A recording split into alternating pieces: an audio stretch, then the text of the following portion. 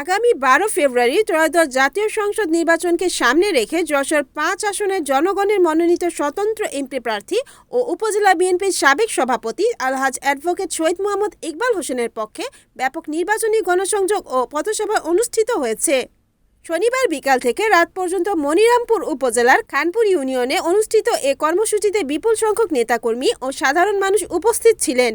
কলস প্রতীক নিয়ে শহীদ মোহাম্মদ ইকবাল হোসেন খানপুর ইউনিয়নের বিভিন্ন বাজারে ব্যবসায়ী, স্থানীয় বাসিন্দা ও ভোটারদের সঙ্গে মতবিনিময় করেন এবং তাদের খোঁজখবর নেন। পরে তিনি ইউনিয়নের বিভিন্ন পথসভায় অংশ নেন।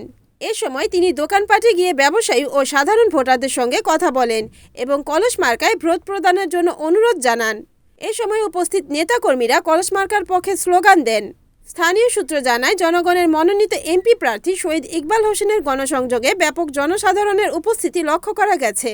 অনেকেই তার সততা, সমাজসেবামূলক কর্মকাণ্ড ও উন্নয়ন ভাবনার প্রশংসা করেছেন। এলাকাবাসীর প্রত্যাশা, তিনি নির্বাচিত হলে মনিরামপুরে উন্নয়নের নতুন অধ্যায় সূচিত হবে। এ সময় তিনি এলাকার উন্নয়ন, কর্মসংস্থান সৃষ্টি ও জনস্বার্থ সংশ্লিষ্ট বিভিন্ন প্রতিশ্রুতি তুলে ধরেন। গণসংযোগকালে শত শত নারী পুরুষ ভোটার স্বতঃস্ফূর্তভাবে অংশ নেন এবং কলস মার্কার স্লোগানে পুরো এলাকা মুখরিত করে তোলেন। জনসমাগম ও সারা দলখ্যাতা কর্মীদের মধ্যেও ব্যাপক উৎসাহ লক্ষ্য করা যায়। এ সময় তার সফর সঙ্গী হিসেবে উপস্থিত ছিলেন বিএনপি নেতা খায়রুল ইসলাম, সাবেক ছাত্রনেতা শেখ মিজানুর রহমান, শাহিনুর রহমান পান্না, প্রদীপ বিশ্বাস, কেন্দ্রীয় সংসদের সাবেক ছাত্রনেতা অলোক দে, ঢাকা আইনজীবী সমিতির কার্যনির্বাহী কমিটির সদস্য অ্যাডভোকেট মোহাম্মদ শামসুজ্জামান দীপু, ঢাকাস্থ মনিরামপুর সমিতির নির্বাহী সদস্য সাবেক ছাত্রনেতা নাজমুল হক টিটো, বাংলাদেশ সুপ্রিম কোর্টের অ্যাডভোকেট আসাদুজ্জামান আসাদ সহ ইউনিয়ন বিএনপি ও অঙ্গ সংগঠনের বিভিন্ন পর্যায়ের নেতাকর্মীরা। তার নির্বাচনী প্রচারণায় স্থানীয় নেতাকর্মী ও সমর্থকদের ব্যাপক উপস্থিতি লক্ষ্য করা যায়।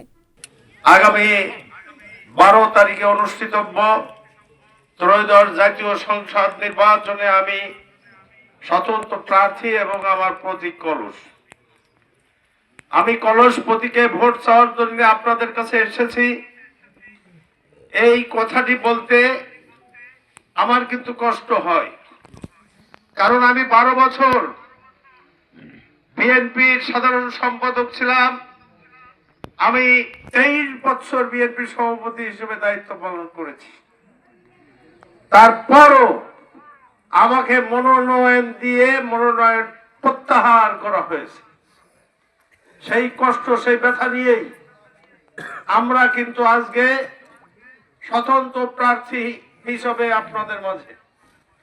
আমাদের কোনো রাজনৈতিক অঙ্গীকার নাই, আমাদের কোনো নির্বাচনী ইশতেহার নাই। আমাদের ইশতেহার একটি, এই দেশে, এই মনিরামপুরের হিন্দু মুসলিম সবাইকে নিয়ে একটি সাম্প্রদায়িক সম্প্রীতির মহা মনিরামপুর গড়ে তোলাই হচ্ছে আমাদের রাজনৈতিক ইশতেহার।